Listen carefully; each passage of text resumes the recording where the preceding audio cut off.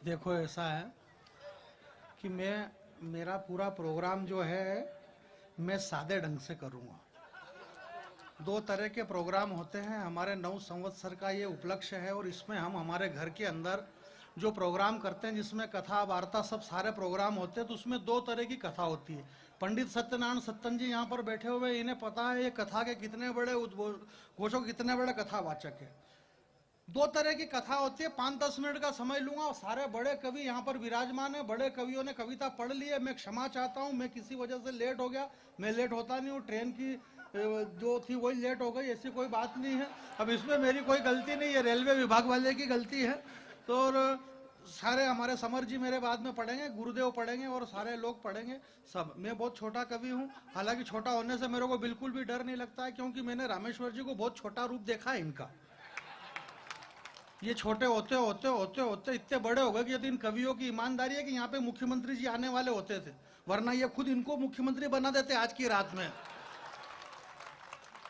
जो छोटे से बड़ा होता है वही बड़ा होता है। तो मैं आपके बीच में इस बड़ा जो उपक्रम है, मुझे 5-7 मिनट का समय दे देना। माइक आपका बहुत अच्छा है भैया, ये जो माइक पे आप जो आपकी उंगली अपने पास रखो बस, माइक बहुत अच्छा है, बहुत शानदार माइक है, बहुत बढ़िया। 20 वर्ष हो गए। 20 वर्ष के पहले हमारे शशि भाई ने बताया कि एक छोटा सा बीज बोया गया था और ये बीज 2 वर्षों को छोड़ करके, कोरोना काल को, इस संक्रमण काल को छोड़ करके 18 वर्ष में इतना बड़ा वट वृक्ष फैल गया। संपूर्ण मालवा के अंदर ये वट वृक्ष इसलिए फैल गया, वट वृक्ष ऐसे ही बड़े नहीं होते। उन वट वृक्षों को बड़ा करने के लिए जो समय समय पे खाद, दवाई और बीज और टाइम टाइम पे जो पानी दिया गया होगा, शायद ये पानी खाद भी यहाँ से बराबर मिला है, तो ये इतना बड़ा विशाल रूप आपके बीच में धारण कर लिया गया है। आपको ताली नहीं बजाना है, मेरे को कोई जरूरी नहीं ताली की। भाई ताली से क्या फर्क पड़ जाएगा। ये अभी हमारी कविता जी ने आपके बीच में वीर रस की कविता पढ़ी और आपने दोनों हाथ ऊपर उठा करके ताली बजाई, दोनों हाथ खड़े कर लिए। अब यहां से बाहू फट गई तो नुकसान किसका। इसलिए अपन नए साल में ऐसा कोई काम मत करो कि दूसरे का नुकसान हो। अपन मालवे के रहने वाले लोग हैं, अभी बहुत अच्छी देशभक्ति होना चाहिए, परंतु देशभक्ति वो होना चाहिए जिसमें हंसते हंसते फांसी के फंदे पे चढ़ जाए। ये इतने जो चित्र यहाँ पर लगे हुए, इन्होंने बताया मेरे भाई, हमारे मालवे के अंदर तो, मेरे गांव में तो भाई साहब कवि सम्मेलन होते ही नहीं, बड़ी मुश्किल से होते हैं, छोटे मोटे होते हैं। 1-2 वीर रस के कवि, बाकी हास्य रस के कवि। अब वो वीर रस के कवि जोर से बोलते, लोगों के रोंगटे खड़े हो जाते हैं। दिक्कत ये नहीं कि रोंगटे खड़े हो जाए, दिक्कत ये कि लोगों के रोंगटे बैठ ही नहीं रहे, कई दिन हो गए। छोटे छोटे बच्चे बच्चे चड्डी बनियान नहीं पहन पा रहे, रोंगटे खड़े के खड़े ही उनके।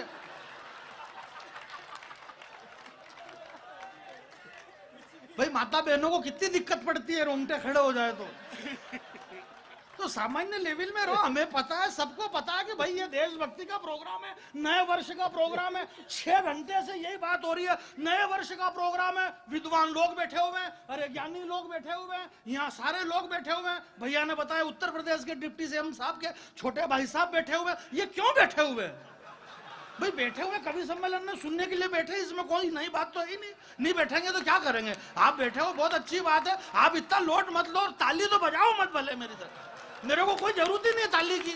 है? भगवान श्री राम से इस कवि सम्मेलन की शुरुआत, राम जी को लेकर के इतने प्यारे प्यारे गीत हमारे कमलेश भाई वगैरह ने सबने सुना दिए। मैं क्षमा चाहता हूं, मैं तो वाकई में, मुझे तो कविता के बारे में कुछ ज्यादा जानकारी नहीं है, पता नहीं है भाई साहब। बाबा तुलसी को हमने बहुत पहले पढ़ा, हमारे शशि भाई ने इतनी सारी बातें और इतना सारा मामला, और रामेश्वर भैया। और आप इतना चिंतित क्यों हो रहे हो यार? ये तो 500-700 साल पहले जो काम आज आप कर रहे हो, ये तो 500 साल पहले पंडित आत्माराम दुबे की संतान बाबा तुलसी पहले ही करके चले गए। उन्होंने 500 साल पहले रामचरितमानस सुंदरकांड के अंदर लिखा के अमित नाम भट्ट कठिन कराला। 500 साल पहले लिखा कि अमित नाम भट्ट कठिन कराला। भटा भट्ट मारेगा भी सही। नव कंज लोचन कंज मुख कर कंज पद कंजारुणम। जिसकी आंखें कमल है, जिसके चरण कमल है, जिसका हृदय कमल है, जिसके हाथ कमल है, इतने सारे कमल 500 साल पहले तुलसीदास जी वहां फीट कर गए। अब हम क्या करें? कुछ भी नहीं है, पहले ही हो गया जो होना था। अब कुछ भी नहीं बचा है, कमल ही कमल है। अब तो जिधर देखो उधर कमल ही कमल है। ये सारी बातें हैं। हम भगवान श्री राम जी का ये जो आज नवरात्रि का शुरुआत है, पहला दिन है, और इतनी जो विशाल भीड़ है, मैं इस बड़े मंच से श्रद्धेय श्री सत्यनारायण सत्तन जी और हमारे वाचिक परंपरा के बहुत बड़े साहित्यकार श्री तेज नारायण बेचैन जी, समर साहब और सारे शशि भैया और सब लोगों की तरफ से, कमलेश भैया, राजीव भैया, तीनों बहनों की तरफ से, कोई नाम तो नहीं छूटा है ना? नहीं, एक तो ये बहुत डर लगे कि यार मेरा नाम छोड़ दिया, 18 को काट दो इसका नाम। तो मालूम पड़ा कि 18 का रिजर्वेशन जेब में ही रह गया, भाई का नाम नहीं लिया। लोग ऐसे रिसा रहे हैं और मेरा इतने किस्मत खराब है कि पूछो मत। मैं आपको बता रहा हूँ कि भगत की कोठी, भाई साहब भगत की कोठी आप जानते होंगे, आप नहीं जानते हो, आप जबरदस्ती यहाँ कर रहे हो, भगत की कोठी नहीं जानते हो। भगत की कोठी बीकानेर से आती है। ये नहीं जानते हैं, तो अपने को मालूम कि अपन जानते हैं। तो अपन इसलिए जानते हैं क्योंकि अपने इस एरिया से निकलते भगत की कोठी बीकानेर से। रात को झुंझुनू का एक कवि सम्मेलन पड़ा, हालांकि मेरे को ये बोलना नहीं था कि मैं रात को वहां था, क्योंकि मेरे को वापिस वही बोलना है कि मैं मेरे घर से ही आता हूँ और वापिस घर ही जाता हूँ। अपन 10-10, 20-20 दिन इधर उधर रोते फिरो तो फिर अपने घर के सामने फिर दूसरे रोते फिरे, क्या मतलब है? इसलिए अपने को घर पे रहना बहुत जरूरी है।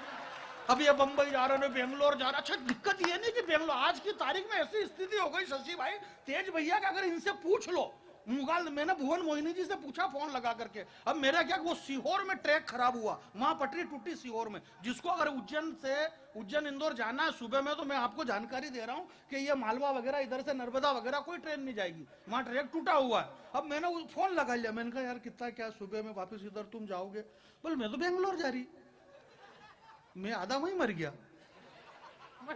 अरे यार, अगर मान लो अपन यूं कहते कि जो कभी बेचारा खाली बैठा रहता ना, घर पे रहता ना, उसको ये दूसरे भरे हुए कभी ऐसा देखते जैसे इसने गाय मार डाली बेचारे। तो भैया अपन वो सामान्य लोग हैं, और ये जो बहनों की रक्षा है, हमारे रामेश्वर भैया ने जो बजरंग दल, और अभी जो उत्तर प्रदेश से आया, तो उत्तर प्रदेश से आपके अकेले आने से काम नहीं चलेगा, बुलडोजर इधर ही रखा करो आप।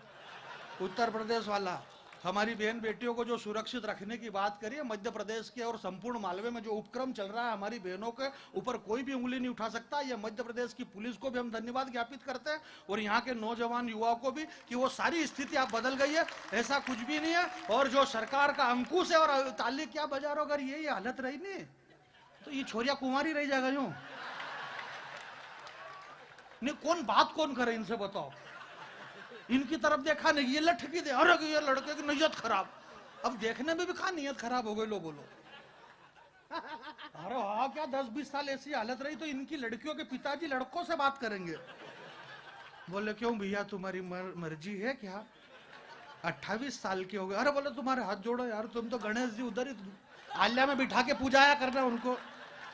तो हमारी बेटी, हमारी बेटी, हमारी बेटी। हाँ भाई बेटी है, बेटी। मेरी आवाज जहां तक जा रही है, इन बड़े लोगों के बीच में एक बात कह रहा हूं मेरे दोस्त, इस हिंदुस्तान के अंदर ये माता बहन है, ये देवी, ये शक्ति, ये सीता है, ये सावित्री है, ये गीता है, ये पार्वती है, ये दुर्गा है, ये अम्बा है, भवानी है, जगदम्बा है, नारी सब कुछ है मेरे भाई। परंतु मैं एक बात कहना चाहता हूं कि आप मेरे को ये बताओ, भोपाल के आसपास के रहने वाले और भोपाल वाले लोगों, कि आज तक कोई भी कुंवारे थे तब तक कोई भी दो भाई अलग हुए क्या?